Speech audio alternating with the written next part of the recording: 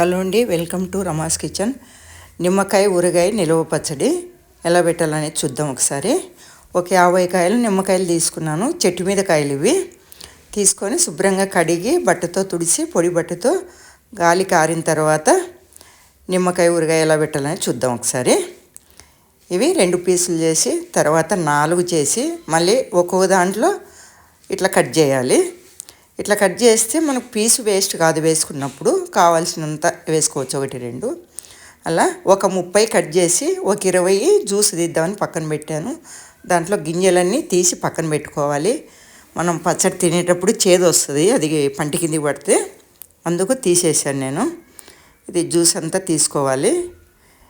దీంతో నొక్కిన తర్వాత కూడా ఉంటుంది, మళ్ళీ చేత్తో పిండుకోవాలి మనం పీసుల్ని. ఇప్పుడు ఆ కొలతతో ఎన్ని పావులు అయితే అంత మనం సాల్ట్ కారం వేసుకోవడానికి ఇలా తీసుకుంటే 2 అయ్యి 3వ దానికి తక్కువ వచ్చినాయి.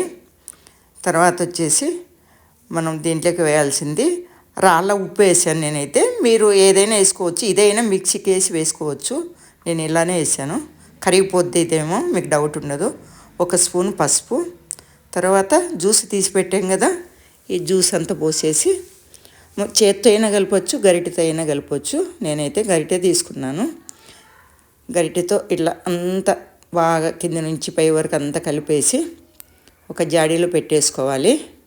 ఇది పెట్టేసిన తర్వాత మధ్య మధ్యలో చూస్తూ ఉండాలి. 3 రోజులకు ఒకసారి కలుపుతూ ఉంటే కిందిది పైకి, పైది కిందికి పోయి బాగా ఊరుతుంది. తర్వాత మళ్ళీ 20 డేస్ నేను అది అట్లా పెట్టేశాను. తర్వాత పెనం పెట్టి మెంతులు 2 స్పూన్లు, ఆవాలు 4 స్పూన్లు వేసాను. పౌడర్ అంటే మనకు గ్రేవీ వస్తుంది కదా అని చెప్పి ఇవి ఆవాలు ఎక్కువ వేసాను. దూరగా వేయించుకోవాలి, మాడితే మళ్ళీ చేదు వస్తుంది పౌడరు. పక్కన పెట్టేసుకొని చల్లారిన తర్వాత మిక్సీ పట్టుకోవాలి. 20 డేస్కి చూడండి ఎలా వచ్చేసిందో, తేటగా తేరింది పైన. మన జిగురు అట్లా వచ్చేసింది అనమాట, అంత బాగుంది. అది ఒక గిన్నెలోకి వేసుకున్న తర్వాత ఇది పౌడరు మెత్తగా చేసుకోవాలి మనం. మెంతులు ఆవాల్ది ఎంత మెత్తగా వేసుకుంటే అంత బాగుంటుంది.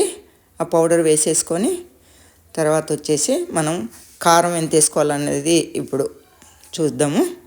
కారం వచ్చేసి 3టికి కొద్దిగా తక్కువ ఉన్నాయి కదా, కారం కూడా తక్కువ వేసాను.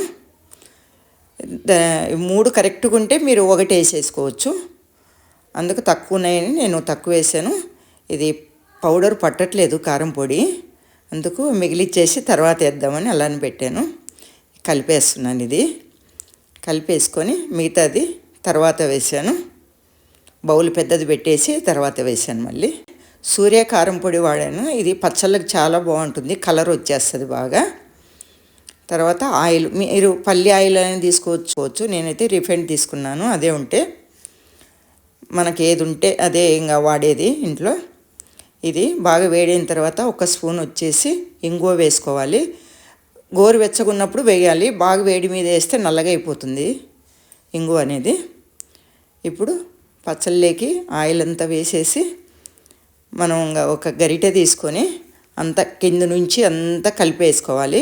ఆయిల్ అనేది ఇంకిపోవాలి అంతా దీంట్లో. మనకు ఆయిల్ కొద్దిగా పైన ఉంటేనే పచ్చళ్ళలో నిల్వ ఉంటుంది. మనం 1 ఇయర్ అయినా బయట పెట్టినా ఇది ఏమీ కాదు, అసలు చాలా బాగుంటుంది. నేను ఇది చాలాసార్లు పెట్టుకున్నా పచ్చడి, చాలా బాగుంటుంది. ఉప్పు కారం అయిందో లేదని ఒకసారి చూసుకుంటే తెలుస్తుంది కదా. చూశాను, చాలా బాగుంది. అన్నీ పర్ఫెక్ట్ కుదిరాయి. మనము పెద్ద గిన్నెలో వేసాను, కలిపాను. ఆయిల్ ఇట్లా కనిపిస్తూ ఉండాలి. ఇంకా తర్వాత వచ్చేసి మనకు నిల్వ ఉండాలంటే ఇట్లా జాడి తీసుకొని దాంట్లోకి వేసి పెట్టేస్తే ఆయిల్ అట్లా కనిపిస్తూ ఉంటే పచ్చడి చాలా బాగుంటుంది. మనకు కావాల్సినప్పుడు ఒక బాటిలో బౌల్లో ఏదన్నా తీసి పెట్టుకొని వేసుకుంటే బాగుంటుంది. ఇలా చేయండి, మీరు కూడా చూడండి. మీకు ఈ వీడియో నచ్చితే ఛానల్ సబ్స్క్రైబ్ చేసుకోండి, లైక్ చేయండి. Like important.